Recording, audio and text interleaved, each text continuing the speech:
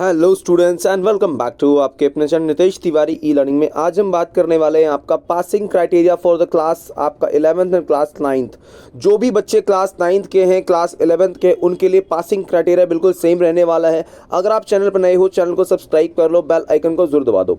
आपके final exam या तो हो चुके हैं या होने वाले हैं या आप उसको दे रहे हैं, तो मेरा आपको सजेशन यही रहने वाला है कि आप वो गलतियां ना करें जिससे आप फेल हो जाएं। तो फेल से होने से बचने के लिए आपको पूरी वीडियो को देखना पड़ेगा ताकि एक एक चीज को आप बारीकी से समझ जाओ और आप बहुत इजीली पास हो सकते हो। आइए बात करते हैं क्राइटेरिया की। सबसे पहले जो पहला क्राइटेरिया है वो कहता है it is mandatory to pass all 5 main subject. आपको पांचों सब्जेक्ट में जो भी आपके मुख्य सब्जेक्ट हैं, जो आपके मेन सब्जेक्ट हैं, सभी में पास होना बहुत ज़्यादा ज़रूरी है, कंपलसरी है।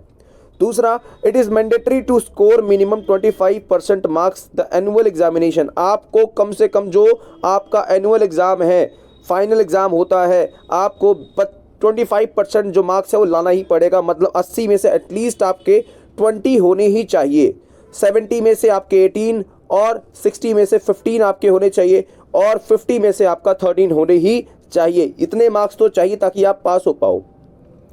तीसरी चीज़, combined 33% marks in theory is must mid term and annual.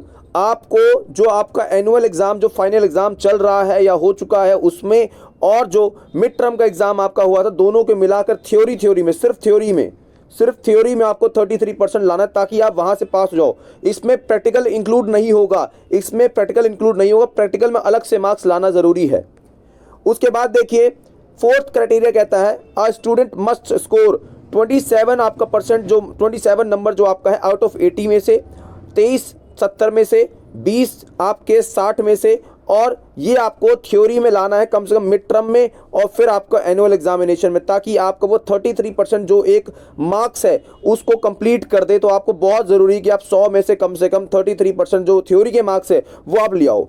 Student must pass in theory and practical separately. आपको थ्योरी में और प्रैक्टिकल में दोनों में अलग अलग पास होना बहुत ज़्यादा ज़रूरी है। इस बात को ध्यान रखो।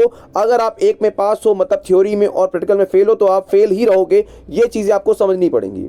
उसके बाद ग्रेस मार्किंग का क्या रूल है भाई? आपके नंबर क्या बढ़ाए जा सकते हैं या नहीं बढ़ाए जा सकते? देखो, कुछ क्राइटेरिया है जिसमें मैक्सिमम जो टीचर है वो 10 नंबर आपके बढ़ा सकता है।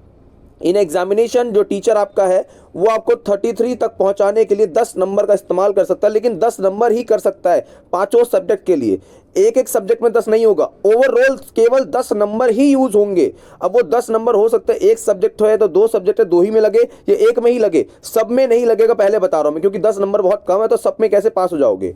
मैक्सिमम आपको 5 नंबर एक सब्जेक्ट में दे सकता है। अब ये बहुत सिंपल सी बात समझो, टोटल 10 नंबर है, आपको एक सब्जेक्ट में 5 नंबर ही ज्यादा मिल सकते हैं। मतलब 2 सब्जेक्ट में ही आपको ग्रेस मार्किंग मिल सकती है, केवल 2 सब्जेक्ट में ग्रेस मार्किंग रहेगी। इस बात को याद रखो। In order to get a grace marks a student must score 20 out of 80। आपको कम से कम आपको ग्रेस मार्किंग चाहिए तो आपको 80 में से 20 नंबर लाने पड़ेंगे, तभी आपको ग्रेस मार्किंग मिलेगी। और 70 में से 18 और 60 में से 15 और 50 में से 13 आपको एनुअल एग्जामिनेशन में चाहिए ताकि आप ग्रेस मार्किंग आपको मिल सके सब्जेक्ट में, वरना कोई ग्रेस मार्किंग आपको नहीं मिलेगी। इस बात को ध्यान रखो। बाद में आप एक दिक्कत और आती है, बच्चा एग्जाम लिख कर आता है और बोलता है मेरा एग्जाम बहुत अच्छा गया लेकिन मैं फेल हो गया हूँ, क्या गलती मैंने करी? आपने गलती ये करी होती है कि आप क्वेश्चन सही समझते नहीं है, कुछ भी लिख के आ जाते हैं, तो वहां पे दिक्कत आती है। बाकी टीचर से थोड़ी बात करो तो वहां पे तुम्हारा थोड़ा कुछ काम हो सकता है। अगला देखिए यहाँ पे, उसके बाद देखो री एग्जाम का क्या प्रोसेस है। जो कंपार्टमेंट है, कंपार्टमेंट इज आपका जो अलाउ करता है मैक्सिमम 1 सब्जेक्ट, एक सब्जेक्ट में ही आप कंपार्टमेंट दे सकते हो। अगर एक से ज़्यादा सब्जेक्ट में आपको दिक्कत है, आपको कंपार्टमेंट नहीं होगा, आप सीधा फेल हो जाओगे। A student has to score 33% marks to pass in the compartment. आपको कम से कम 33% मार्क्स लाने पड़ेंगे कंपार्टमेंट में ताकि आप पास हो सको। मतलब 80 में से 27 और 70 में से आपको 23 और आपको यहाँ पर 60 में से 20 और 50 में से आपको 17 नंबर चाहिए। If student fail in the री exam he will stay in the 11th class the next session. आपको सिंपल सी बात है, अगर आप फेल हो जाते हो, अगर आप री एग्जाम में भी, कंपार्टमेंट में भी फेल हो जाते हो, तो आपको सेम क्लास में ही रहना पड़ेगा। इस बात को ध्यान में रख लो। अब कुछ तरीके बता देता हूं मैं आपको जिससे आप पास हो सकते हैं। पहला तरीका है पूरा पेपर करके आना है, चाहे आता हो चाहे ना आता हो, पूरा भर के आना है ताकि चांसेस रहें कि टीचर वहां भी 1-2 नंबर दे दे।